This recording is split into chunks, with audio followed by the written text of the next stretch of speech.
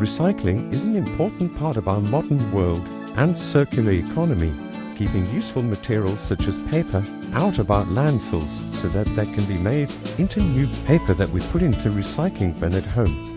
We're in the Neopak paper recycling building, and this is where all paper pieces that have been used before are recycled into new sheets of brown papers. Of paper will be used to make fluting and liner, ceiling boards and core boards that are used in houses and office. The bales of paper coming to the factory on large trucks and are stored in this huge yard to ensure that there is enough raw material to keep the factory going 24 hours a day, 7 days. As they're needed, the bales of paper are transported by forklift trucks to a long conveyor system which moves them into the factory. Inside the factory they fall into a large pulper machine where they're mixed with water and agitated roughly to loosen and release the fibers in the paper.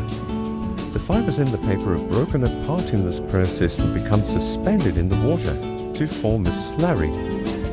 A ragger, which you can see on the left of the machine, collects all of the pieces of plastic and wire that may be in the mix. The slurry is like a paste at this stage. It's pumped through a number of machines where it passes through screens to remove foreign particles and contaminants and is cleaned and thickened to get it to the right consistency. The liquid is pumped to the paper machine where it's converted into a long sheet of paper. The mix is 99% water at this stage. It's sprayed onto a wire mesh belt that has very tiny holes in it. The spray nozzles in the head box provide a very consistent layer of pulp across the entire width of the machine. The paper pulp forms on the top of the wire mesh and the water drains through the holes in the belt. The thickness of the paper is determined by the machine's speed and the headbox slice opening. The pulp is rapidly dewatered as it moves along the machine. The water is recovered and cleaned to be reused again with a future batch of pulp.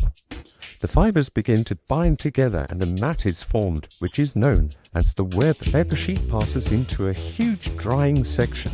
As it passes through the drying machine, it's dried using heat and pressure.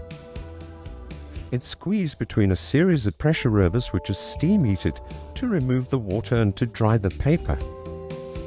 The paper sheet can be dried to very accurate moisture levels within the machine. As the sheet comes out of the machine, it's checked for thickness and quality by an electric scanner. This machine can provide paper which is between 100 and 210 grams per square meter in weight. Maximum paper width is 2.5 meters wide. As the paper comes out of the machine, it's wound onto a spool in a large roll called a jumbo reel. The jumbo reel weighs up to 10 tons. The jumbo reel spins at very high speed, and when it's full, a new spool is moved into place and the paper sheet is switched to the new spool without stopping the machine. You can imagine how much more production the factory gets by using this amazing technique. The jumbo reel is moved to the next stage by this huge overhead crane. Here the paper is split into 2 sheets by a blade. The sheet is wound onto a core to form a roll that is the specific size that each customer has ordered.